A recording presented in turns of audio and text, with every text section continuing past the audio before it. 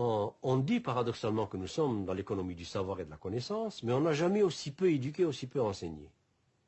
Mais en même temps, on n'a jamais mis aussi d'emphase sur les institutions dites de formation et d'éducation.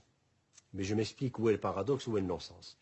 Le paradoxe et le non-sens sont dans le fait que, à peu près partout dans le monde, et particulièrement en Amérique du Nord, on est en train de transformer l'institution d'éducation en institution de reproduction de serviteurs du système.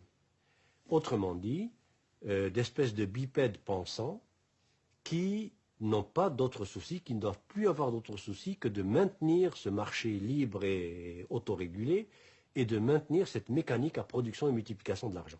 C'est ce qu'on appelle l'employabilité, c'est ce qu'on appelle former des employables, c'est ce qu'on appelle réformer l'éducation depuis le primaire jusqu'à l'universitaire pour former des gens qui trouvent leur place sur le marché du travail. Or ça c'est horrible. Est-ce qu'aujourd'hui un Victor Hugo serait employable?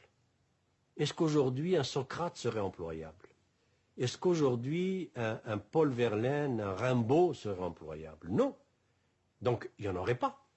Mais que serait l'humanité sans Socrate, sans Aristote, sans Rimbaud, sans Verlaine, sans Victor Hugo?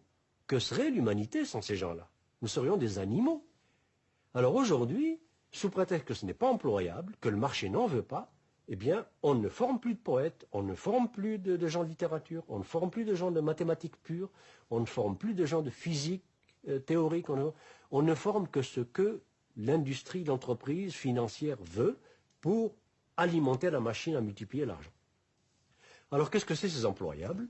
Ce sont ceux que je vois moi-même dans les universités dans lesquelles j'enseigne, à travers le monde, c'est-à-dire qu'au niveau le plus élevé, deuxième, troisième cycle, maîtrise, doctorat, c'est ce que j'appelle les technocrates, c'est-à-dire des gens des technocrates analysants, qui sont formés à analyser des problèmes, problem solving, et on leur fait croire qu'ils sont intelligents parce qu'ils font du problem solving. Alors que l'intelligence, ce n'est pas le problem solving. L'intelligence, c'est la formulation des problèmes. Celui qui est intelligent, c'est celui qui formule le problème, qui le met en énoncé, qui le met en termes de liens et de combinaisons, qui appelle une question. C'est celui-là qui est intelligent. Celui qui se penche sur un problème déjà formulé pour trouver l'équation ou la formule qui donne la solution, c'est pas lui qui est intelligent. Or, c'est ça qu'on nous fait croire. Donc, des technocrates analysants, c'est des gens qui maîtrisent des techniques d'analyse et de calcul et qui confondent penser, réfléchir avec analyser et calculer. Et ils prennent des décisions sans état d'âme, du genre licencier 60 000 personnes en un jour, doubler son salaire de millions de salaires et dire je souffre en plus. Je prends des décisions difficiles. Mais ça, c'est des non-humains. Quelqu'un qui prend des décisions sans état d'âme et qui le dit, c'était quelqu'un qui est en train de dire je ne suis pas un être humain. Alors de quel droit le laissons-nous prendre des décisions qui touchent à des êtres humains? Puisque lui dit je n'ai pas d'état d'âme, donc je n'ai pas d'âme, donc je ne suis pas un être humain. Alors, voilà les technocrates que nous formons au haut niveau. Au niveau intermédiaire, c'est ce que j'appelle les techniciens producteurs. Ces techniciens producteurs, c'est des serviteurs de machines, des servants de machines. Depuis l'ordinateur jusqu'à la machine numérique qui débite des pièces de plastique ou d'acier ou d'aluminium. Eh bien, ces gens-là sont là pour faire en sorte que cette mécanique automatisée de production ne tombe jamais en panne. Et tout ce qu'on leur demande comme connaissance, c'est la logique de la machine ou de la série de machines dont ils ont la garde. C'est tout. Et encore plus, on leur demande simplement d'être capables de comprendre ce que la machine demande.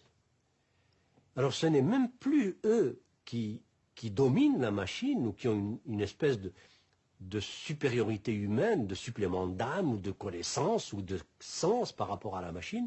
C'est l'inverse. C'est la machine qui dit si tu es assez intelligent, voilà où la puce qui cloche, voilà l'endroit où il faut changer la carte, voilà, etc. Et puis s'il n'est pas assez rapide pour faire ça, il n'est pas bon. Alors, et au niveau inférieur, qu'est-ce qu'on forme? Ben, on ne forme plus. 45% de la main-d'œuvre des multinationales américaines en particulier sont analphabètes totaux. Et les multinationales ne veulent pas changer ça. Elles ne veulent pas qu'on leur forme le moindrement ces gens analphabètes, parce que s'ils ne sont plus analphabètes, ils vont se mettre à poser des questions. S'ils se mettent à lire des journaux, des analyses, ils vont se mettre à poser des questions. Ils vont se mettre à se syndiquer. ils vont se mettre à réfléchir. Donc, surtout pas.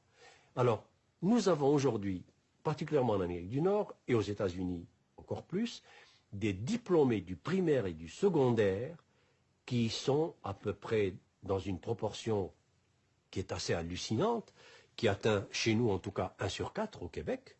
Et aux États-Unis, si on regardait les vrais chiffres, je suis sûr qu'on approcherait de la même proportion, sinon plus, qui sont diplômés et qui sont analphabètes, qui savent à peu près ni lire ni écrire, mais ils ont un diplôme.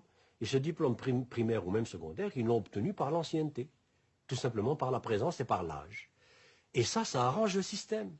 Parce que quand vous avez des opérateurs à la base qui sont des bipèdes quasi décérébrés, c'est-à-dire à qui on n'a même pas appris à penser, parce que pour apprendre à penser, il faut apprendre à lire.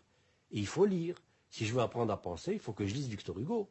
Il faut que je lise des poèmes, il faut que je lise des philosophes, il faut que je lise, c'est ça qui m'apprend à penser, des écrivains. Je ne peux pas penser sans me mettre des mots et des façons de manipuler ces mots dans ma tête. Alors si je n'ai pas ça, je ne peux pas penser. Donc, je peux devenir un excellent reproducteur du système qui ne pense pas et qui défend le système.